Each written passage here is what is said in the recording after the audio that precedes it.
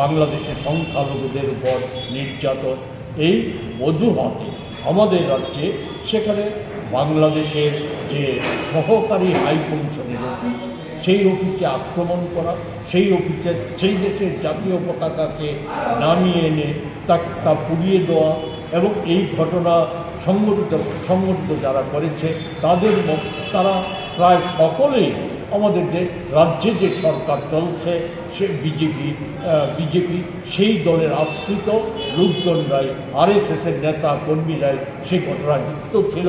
বিজেপির বলা যায় সহ সভাপতি থেকে শুরু করে বোনাফাইড নেতারা, সেখানে দলীয় মুখপাত্র সহ প্রাক্তন মন্ত্রী, এই সমস্ত লোকজনরা সেই ঘটনায় তারা নেতৃত্ব দিয়েছে এবং সেখানে তারা এগুলি যুক্ত ছিল। আমরা এই ঘটনাকে নিন্দা করেছি।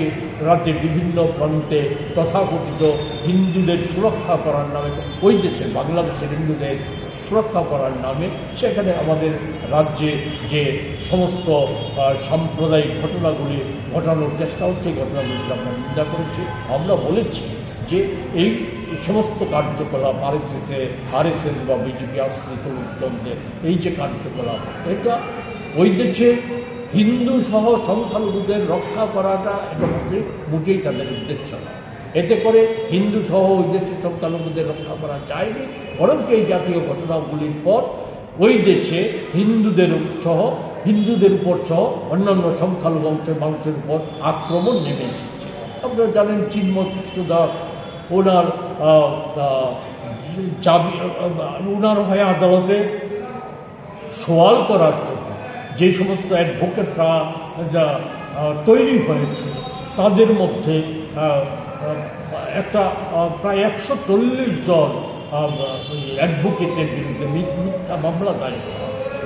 তারপরেও যে অ্যাডভোকেট এগিয়ে এসেছিল তাকে ধর্মীয় মৌলবাদী শক্তি RSSের নেতৃত্বে এই দেশে হিন্দু রাষ্ট্র কায়েমের যে পরিকল্পনা নিয়ে এগিয়ে যাচ্ছে, সেই হিন্দু রাষ্ট্রের পরিকল্পনাকে কার্যকরী করার লক্ষ্যে বিজেপি শাসনকে স্থায়ী রূপ দিয়ে আমাদের রাজ্যে বিজেপি নেতৃত্বাধীন সরকারের যে ডাবল ইঞ্জিন সরকার, এর যে একে রক্ষা করতে তারা সেখানে এই জাতীয় ভূমিকাগুলি প্রতিপালন করেছে। আমরা এই ঘটনারও নিন্দা করেছি।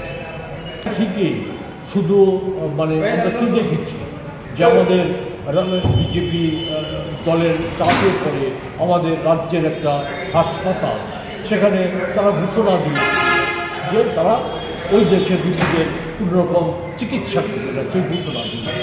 আমাদের রাজ্যের হোটেল মালিকদের একটা সংগঠন, তারা ঘোষণা দিয়েছিল এই রাত্রি যাপন করা সহ হোটেলে ওই দেশের স্থান দেওয়া হবে।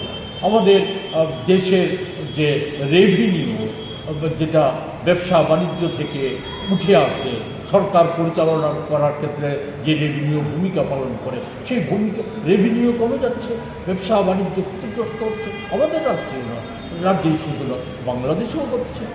ফলে এটা উভয় রাজ্যের ক্ষতি করছে। আমরা সেই জায়গায় আজকে সাংবাদিক সম্মেলনের শুরুতেই আমি বলেছি যে একটা বিপজ্জনক দিন। দেশে প্রায় যে সমস্ত দেশে উগ্র ধর্মীয় মৌলবাদ, তারা সেখানে তারা ফেসিবাদী রূপ ধারণ করে, তারা বাংলাদেশে একই চিত্র ফেসিবাদী রূপ ধারণ করেছে। তার সাথে যুক্ত আছে যে বাংলাদেশের যে ক্রোনিক ক্যাপিটাল যে অংশ, তারা তার সাথে যুক্ত আছে। তারা কীভাবে লাভ করাবে সেটাই হচ্ছে বড় কথা। সাধারণ মানুষের আমজনতার স্বার্থ সেখানে সুরক্ষিত হচ্ছে না, সেটা উভয় দেশের ক্ষতি।